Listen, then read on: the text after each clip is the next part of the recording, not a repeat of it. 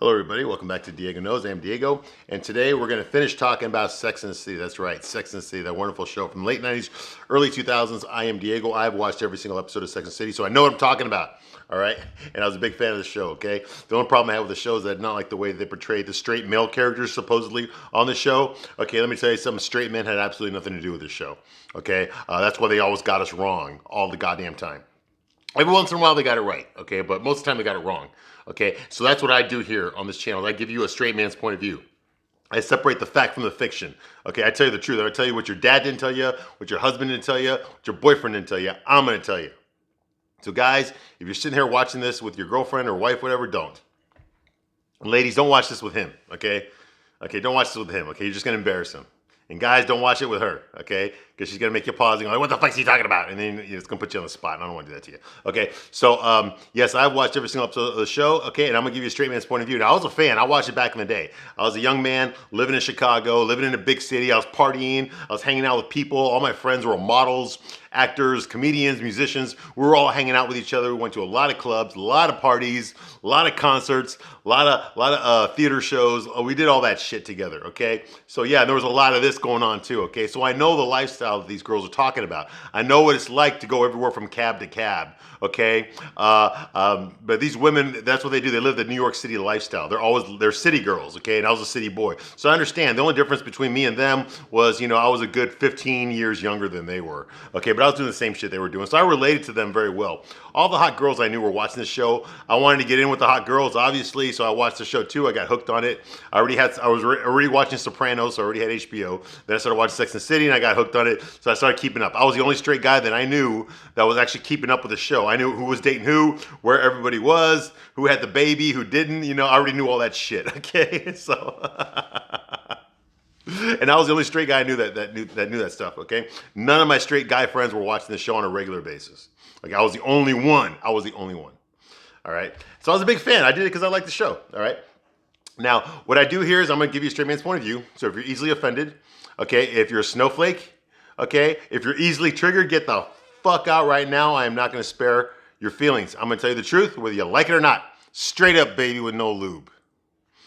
So if you don't like it, get the fuck out of here, okay? The real question is, can you handle it? Can you handle the truth? I don't think you can. I don't think you can. We'll see though, okay? So we're in season 6. We're almost done. That's right, almost done. The episode that we're reviewing today is episode 15 of season 6. This is part 2. I already reviewed the first half of the episode in my last video. So in this video, I'm going to review the second half of the episode. So if you didn't catch the first half, watch that video first and then watch this one, okay? So where I left off last time is Miranda went on a supposed honeymoon with Steve, her husband, her brand new husband that she just got married to last episode. They're going to go to a cabin out in the woods for like 4 days, and that's it, okay? There's no, there's electricity, but there's no TV there. There's no radio there. And Miranda forgot her cell phone charger, so they're already off on a bad start. Okay, and Miranda's freaking out. She hates the outdoors. She hates being out in the country. Okay, one good thing though, she did get Carrie and Charlotte to take turns babysitting her son Brady, who's 1 year old. Okay, so Carrie's taking him around, taking him to her boyfriend Alex's place. He's got this big loft where he does his artwork. He's a famous professional Russian artist, and she just got her alarm code from her boyfriend Alex. Okay, the artist. Okay, so she sees that as like, oh my God, we're getting serious now.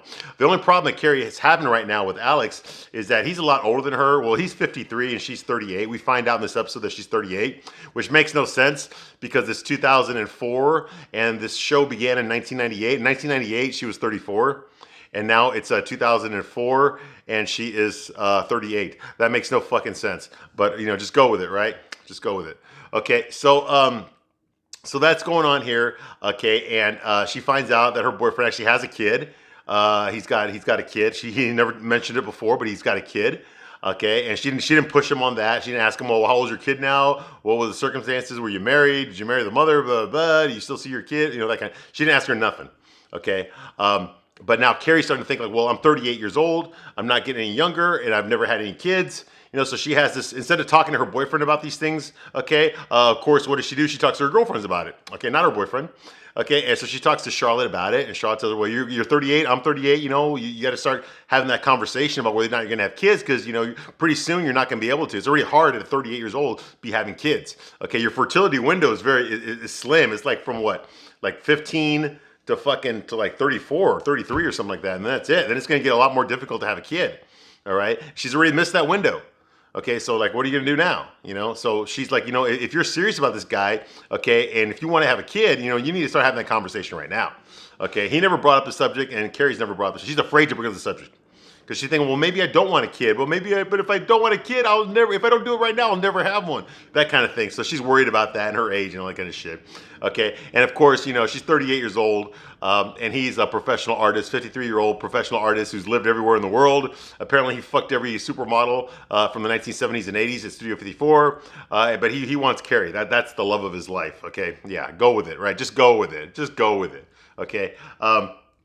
So that's going on, and then finally Samantha, she went to the doctor and oncologist to get the results. She had a lumpectomy done. They removed the lump from her breast.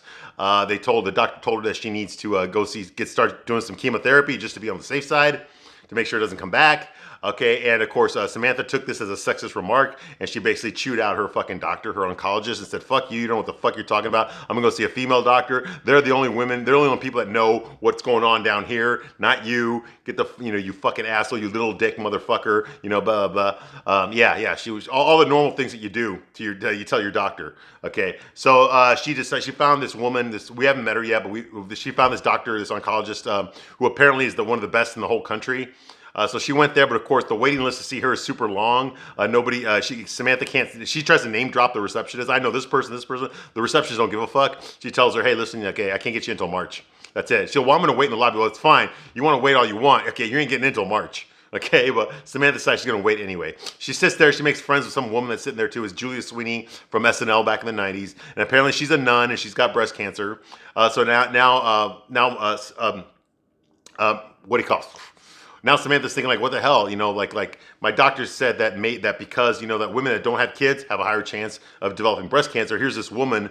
So basically, my doctor's calling me a slut, which is not what he did, but that's how she took it. Okay, so she decided to take it out on him. Okay, but here's this woman who's a nun who doesn't have sex at all, and she's got breast cancer too. So maybe cancer doesn't give a shit about how many people you fucked. Okay, Samantha just now comes to that realization. Okay, but it's not going to help her get in to see the doctor though. All right, so that's where we are now. We're all cut up. Charlotte is going to help Carrie take care of Brady. They're going to take turns. So that's where we are right now. Okay, so to leave off where I left off last time. Okay, so Miranda and Steve, they're having a bubble bath. Yeah, they're having a bubble bath, okay, out in the cabin in the woods. There's roses there, petals, there's candles. They're drinking champagne. They're both naked in the bathtub with the bubbles, the candles, the ambiance. It's very romantic. It's so romantic. Who gives a fuck? Let me tell you something. This is some fucking bullshit. All right, men. Most of us know who our girlfriends are, and this guy's married. This is his wife. Okay, so Steve should know something about his wife. And if he knew anything about his wife, he would know that she fucking hates romance. She doesn't give a shit about romance. That's not what Miranda is. She's not a girly girl in that sense. Okay, that she needs flowers. She needs you to hold the door open. She needs you to fucking take her on a fucking horse carriage ride. She doesn't give a shit about that stuff. That's not what Miranda is. Okay, Steve is doing this. I don't know why he's fucking doing it. It can't be to impress her. I know their wedding was very humble. They got married in a public garden. No fucking big deal. Okay, but I don't see Steve as a romantic guy. Like he would do that on his own. Like maybe he likes romance a lot, okay? But if he knew his wife, he would know that she doesn't like romance. So if there's a romantic setting going on in their supposed honeymoon, it would be Steve because Steve wants it, not because Miranda wants it, okay? But I don't think Steve really wants the romance. I think he's just doing it because he feels like he has to. He didn't ask his wife, hey, do you want me to make this little honeymoon of ours romantic? If he had asked her, she would have said no, but I don't think he asked her. He just said, I'm going to do it because it's romantic and my wife, well, your wife doesn't fucking want it.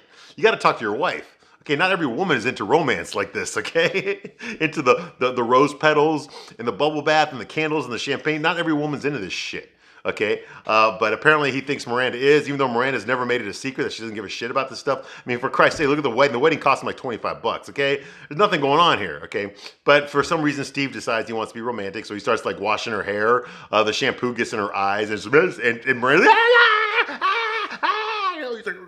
So it's yeah, it just ain't working. It ain't working. Steve just wants to lay down in bed all day and read his book. He brought a novel with him. I don't know what he's reading, but he's obviously into the book. He wants to read his book. He wants to fuck his wife, and he wants to stay in bed, and he'll get up to get some food or use the bathroom, and that's it. That's pretty relaxing for me. Okay, I could go with that. I could go with 4 days of that. Fuck yeah. Although I couldn't go without the TV though. I'd have to be watching something on TV. There's got to be something on TV to watch. When you're eating at least. Okay. but Miranda doesn't want any of this shit. She hates it. She forgot her cell phone charger, so she's already flipping out over that. She fucking hates the woods. She hates the wilderness. There's no TV there, like I said. She can't fucking handle that shit. She can't watch ESPN. She can't watch fucking CNN. She can't watch her fucking gay shows. So like she's fucking not happy at all. Okay, and she doesn't want to fuck all the time. I mean, two times a day is enough for her. Okay, yeah, then that's it. She's like, I got a brain. I don't give a fuck. I got a brain. Okay, no, you're a fucking bitch. Is what you are. Okay, if you want to fuck, just tell him that shit. Tell him you fucking married him. You don't know each other. And you got fucking married. You out of your fucking mind? What do you think he wanted to do out there with no TV? I mean, Jesus Christ, come on, man. For one who's got a brain, you're pretty fucking stupid. All right. So yeah, Steve was trying to be romantic with that, like the Out of Africa scene where he washed his girlfriend's hair. Fuck, I didn't watch Out of Africa. Did you watch Out of Africa? Because I sure as fuck didn't watch it. Okay. All right. So Miranda calls Carrie from the woods to basically tell her what I just told you. She's not happy. She wants to get the fuck out of here. There's animals out in the woods. She can't handle it. She's hoping there's a beast out there. Okay, and not because she would prefer a beast in the woods rather than Steve. Calling her in, asking her to have more sex. Like, I can't fuck him anymore. Like, I'm done. She's like, it's like all he planned for in this whole trip is sex. Like, sex is the only thing in the itinerary. Hey, you know what, bitch? Let me tell you something, okay? Let me fucking tell you something, okay? You know how many women out there wish that was the only thing in the itinerary was fucking, okay? Let me tell you something, okay? That's a pretty good deal. All right. Now I'm not saying just fuck, okay, but a lot of us, we have our lives. We're busy. We're doing shit all the time, and at the end of the day, we're tired. We don't necessarily we wasted all our energy all day. We used it all up. You girls get horny at night. I don't know why. It's like you want to fuck. You want to have the fucking sexual Olympics before you go to sleep. Your guy, man, we're tired at the end of the night. Shit. Now in the morning's a different thing. Now you get up in the morning, I'm ready to fucking go. Boom, it's up. But you go, oh God, I don't want to do it. Oh God, I look like shit and makeup. It's like, what the fuck, man? You got to find a compromise here, okay? To me, 4 days out in the woods, it's not the best idea. But God, if I got to fucking sit in bed, I got to lay in bed naked and watch TV all day in an air-conditioned fucking place and not worry about nothing. Just fuck all day. That'd be great. That would be wonderful. Have a book with me. That's a perfect honeymoon for me. Not for Miranda. Okay. So that's going on here. She complains to Carrie on the phone about how like last night we spent an hour and a half just sitting in front of the fireplace. Like he was looking at my eyes and I was looking for the remote. And he's just like, what the fuck? Okay, so that's going on. So now we get to the thesis of this episode. The thesis of this episode is, why are we shooting all over ourselves? Why are we shooting all over ourselves? So in other words, why are we always obsessing about things that we should have done, but that we didn't do? And should we be ashamed of it if we didn't do something? This tends to be a theme for a lot of the episodes. Okay, so what could have been? Okay, what we should have done but didn't do. Should we be punished for that? That kind of bullshit, okay? So meanwhile, Samantha is at a party, at some nightclub party with Smith. I guess Smith came back in town from L.A., and she tells him, hey, you know what? I swear to God, she says this. Watch the episode if you don't believe me. She tells Smith, and he's wearing his beanie and shit, but she tells Smith when they're on their way out, you know what? You should stay at this party. I heard Harvey Weinstein is here tonight. Yeah, she fucking said that. Now, let me tell you something about Weinstein. We all know what a fucking scumbag he is. Okay, everybody back then knew what a scumbag he was too. They just didn't say nothing about it, okay? And yeah, I'm looking at you, Gwyneth Paltrow. I'm looking at you, Angelina Jolie. You, Ashley Judd. And you, all these fucking women out there that were more than happy to fucking wear the feminist, I'm a strong, independent woman, the feminist fucking, symbol, to thank him, to call him God like Meryl Streep did at the Academy Awards. God, I want to thank God, Harvey Weinstein, for this award, and all these women out here who are supposed to be fucking feminists and tough women who fucking knew this guy was a fucking rapist and let him get away with it because they did not want to risk their careers. They did not want to risk losing their paychecks or getting blacklisted in Hollywood. They did not want to risk that. So they let it happen. Okay, that's the integrity of these women. Okay, and let me tell you something. Harvey Weinstein, yeah, we know, they knew. What bothers me is that none of us, the normal people, we didn't know what he was like. Okay, but the people in the industry knew exactly what he was like.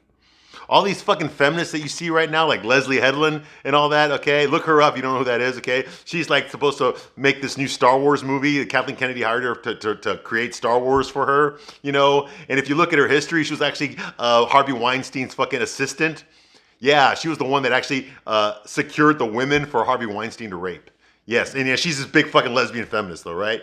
Yeah, how's that for protecting women, huh? You fucking lying bitch. Okay, so, and that's all these women in Hollywood, okay? I guarantee you Jennifer Lawrence slept with Harvey Weinstein. Okay, we all fucking know that happened, okay? Why do you think she won her award, okay? So did fucking Gwyneth Paltrow, so did Angelina Jolie, okay? They all fucking did it, okay? I know they're not gonna say that, but they did. Renee Zellweger, you fucking name it, he had her, okay? He had her. Okay, you name that Hollywood actress that was pretty in the 90s, in the 2000s, he had her. Oh, he most certainly did, okay? And everybody knew it. Okay, they were just too afraid to say anything about it. All these feminists, these strong, tough, independent feminists who are not afraid of any man. Yeah, they fucking were afraid of him, and they let him do whatever the fuck he wanted. Okay, so yeah. And the only reason I bring that up is because even the producers of Sex and the City were on the Harvey Weinstein bandwagon back then. Okay, because he was the owner of Miramax, which was putting out all these great movies back in the 90s and the 2000s, and they really did have some really good movies. They really did. Okay, so of course they all fucking worshipped him, and he got name dropped in Sex and the City. Of course he did, because everything that was popular back then was in Sex and the City. Okay, so of course Samantha's gonna name drop Harvey Weinstein in this episode. Okay, yeah, how times have changed, huh? Okay, enough about him. All right, so that's going on here. Okay, Smith tells Samantha, I was at enough parties in LA already. I want to come back. I wanted to come home and be with my girlfriend, and that means you. And she's like, well, they walk outside, but the paparazzi are out there. Smith Jared, over here, And so Samantha's like, you know what? I'm not in the mood to have my picture taken tonight. So I'm going to leave first, okay? And you can just hang out here and I'll call you tomorrow. He's like, well, wait a minute, Samantha. What are you acting this way for? We haven't spent the night together once since I got back in town. Is this something I did? What's wrong? And she's like, well, you were gone in LA. I went to a doctor. And I have breast cancer. And he's like, and then the doors open and the paparazzi take their pictures, just like, like one of those candid moments, all right? So you get a picture of Smith's reaction to hearing that his girlfriend has breast cancer. I don't think they ever said that they were boyfriend and girlfriend, but they said it unofficially. Like he said, I want to be with my girlfriend. She did not correct him, okay? And then she tells, at the doctor's office later on, she tells someone there that he's my boyfriend. Okay, so, yeah, but they didn't say it to each other. Okay, so that's going on. Then meanwhile, Alex is with Carrie. They're in bed together, not having sex, but he's like reading or something, and she's there just fucking doing nothing. And she asks him, they start talking, and she asks him about his daughter. He said, my daughter is named Chloe. She is 22, and she lives in Paris, like her mother. And she's like, were you married to her? Yes. We were married for 7 years. 5 of them were really good. And then he shows Carrie all these pictures of his daughter and his ex-wife.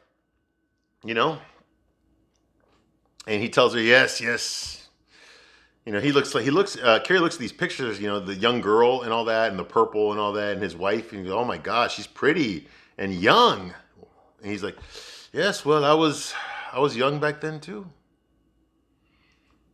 And Carrie's like, well, then why do you only have one child? Because, Carrie, I like my life. I like it the way I like it. I got lucky with Chloe. One child, easy.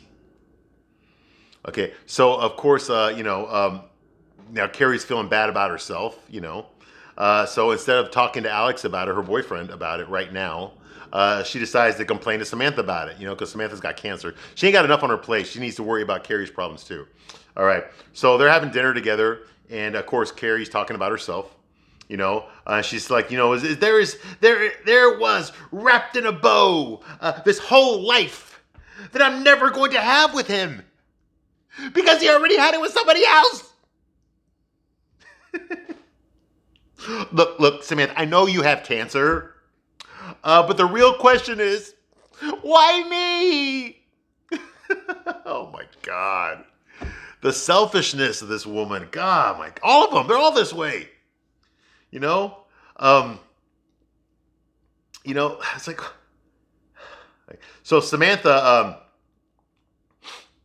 sorry, Carrie tells Samantha, so I guess that life that I want, it's just not going to happen, Samantha. It's not going to happen. Not with him. And Samantha's like, well then, bye-bye, baby. What else is on the menu?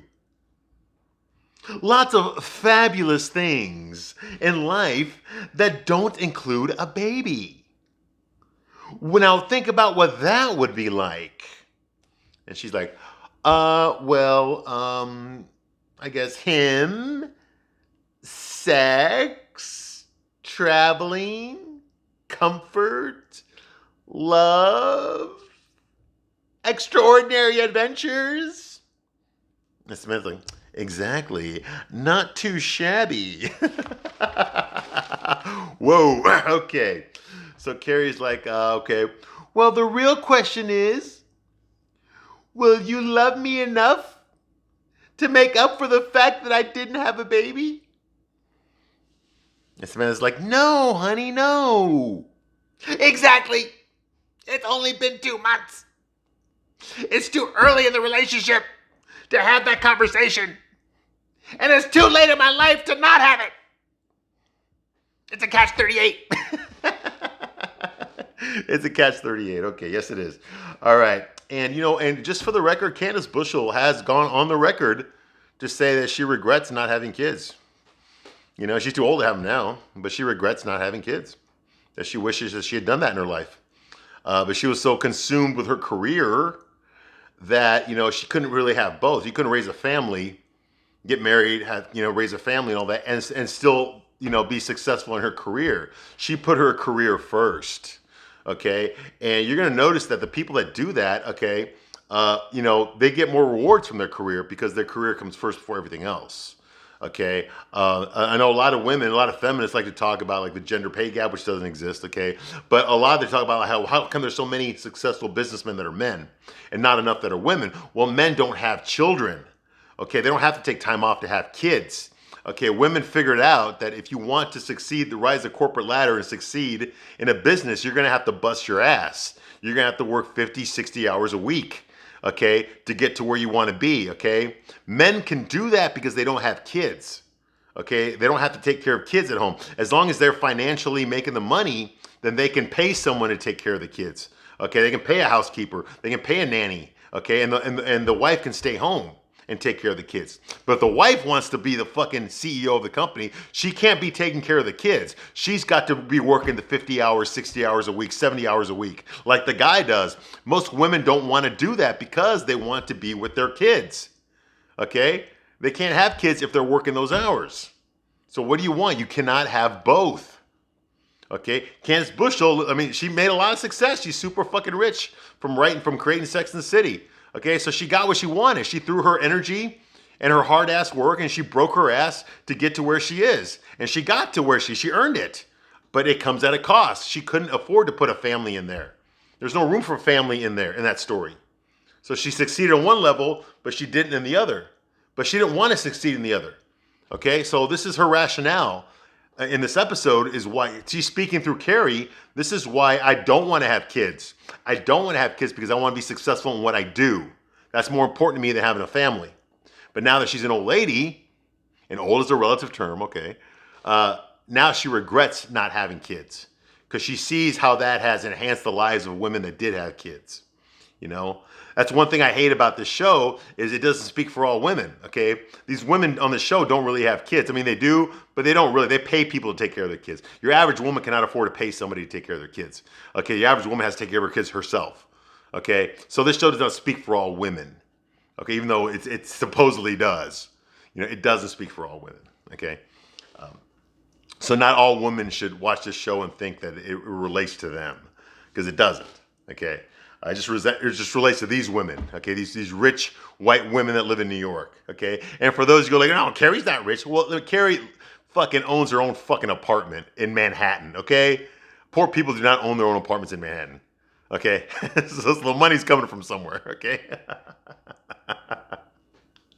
And why does she need to be rich anyway? She'll just marry a millionaire, right? Right?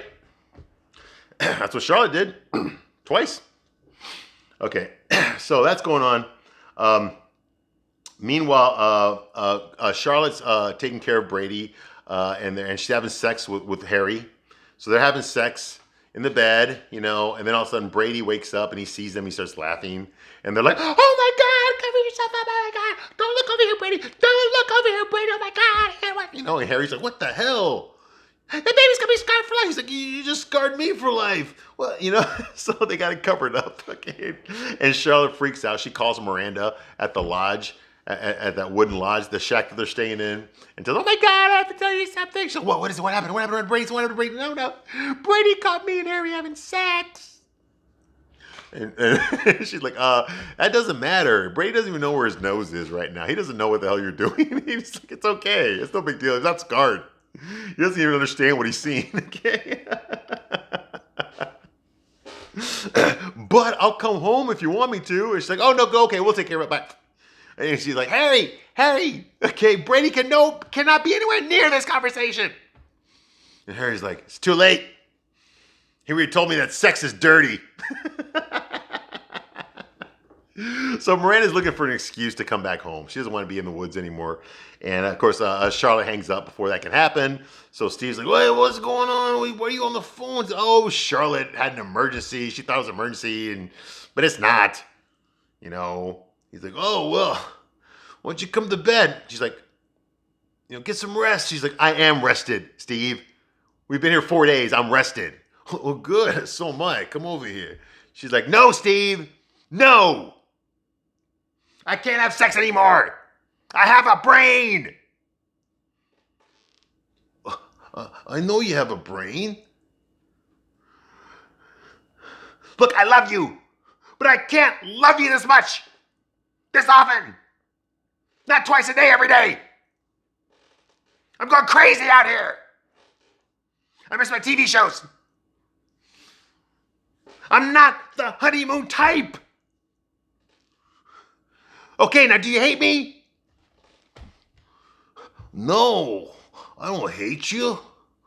But it was my honeymoon too. And I like the peace and quiet sometimes. I like reading my book." 4 days is a long time, Steve. "Well, it isn't actually. It's not. It isn't. But that's all I could get off. That's all I could take off from work. It was 4 days." She's like, "You're right, Steve. I'm so sorry. I'm such an asshole." Yes, you are. That's some good self-realization there, Miranda. Yes, you are an asshole. You're a big fucking asshole. And then Steve says, "Yeah, but you're my asshole." Yes, she is. She most definitely is. All right. "Relax, Miranda. We're leaving tomorrow morning.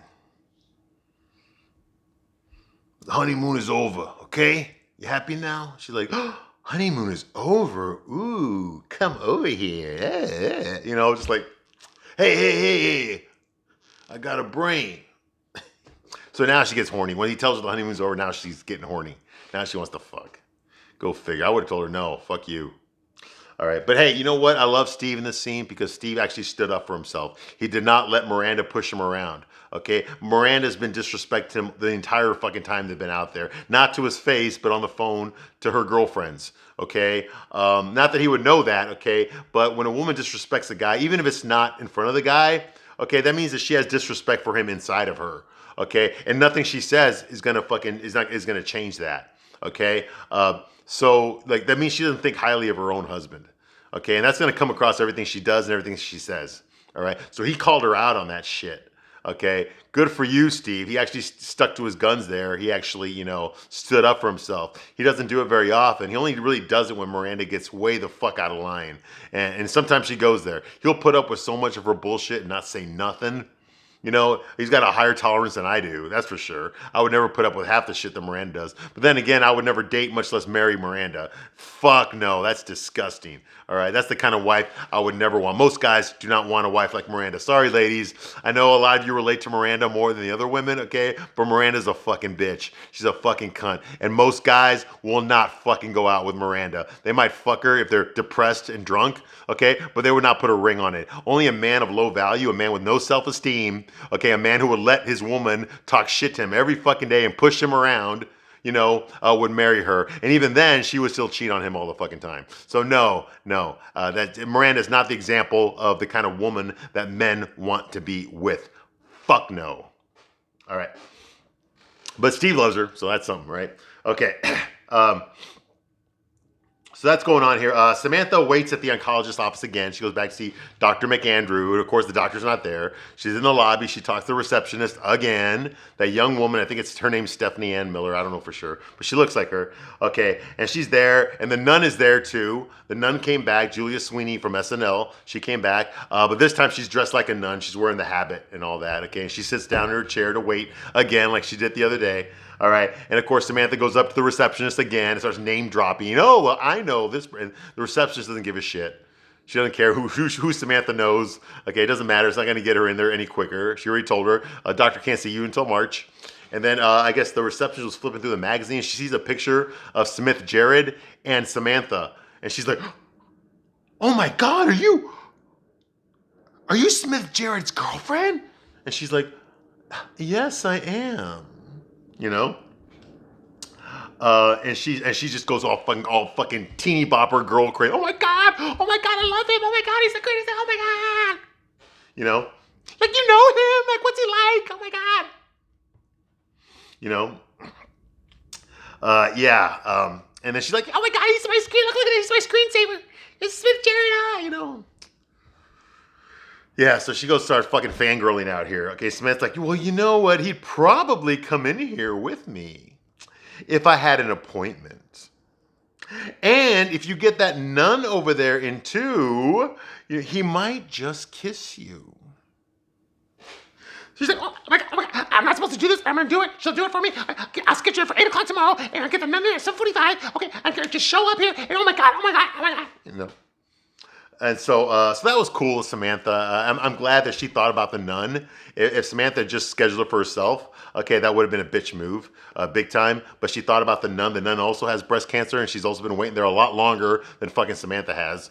Okay, so I thought that was good. That Samantha's not all bad. Okay, the fact that she gave a shit about somebody else is a big step for her because usually Samantha only gives a shit about herself. So it was a good moment for me. It got back some respect that I have for Samantha because in that moment she was actually thinking about that nun. Okay, and how that nun is also suffering from the same disease that she's suffering from. Okay, so it wasn't all about her. She helped the nun out too. So I thought that was a good move, Samantha. Okay, you got my respect again. Okay, I know I'll give her shit for being a slut, whatever. But when push comes to shove, Samantha is the balls of the bunch. Okay, she is the one with the courage. She is the one with the backbone. She is the leader of this quartet. I know Sarah Jessica Parker hates her in real life. Okay, I know they don't like each other in real life. But Samantha, in this fictional world of Sex and the City, Samantha is the leader of the quartet. Okay, and it's because of stuff like this. Okay, when the shit hits the fan, she takes charge. Okay, Carrie will fold. Miranda will fold.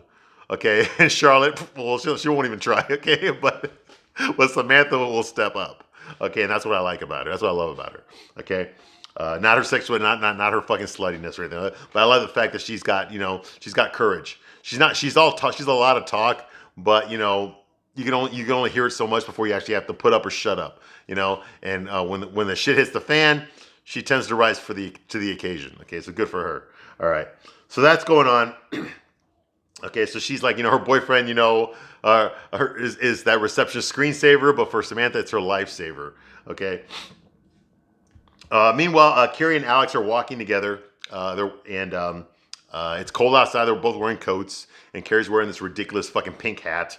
Okay, and he has, why are you so quiet, Kitty? He's like, is that vasectomy of yours? Is it reversible? He's like, no, it is not. Oh, well, I think I could really be with you, Alex.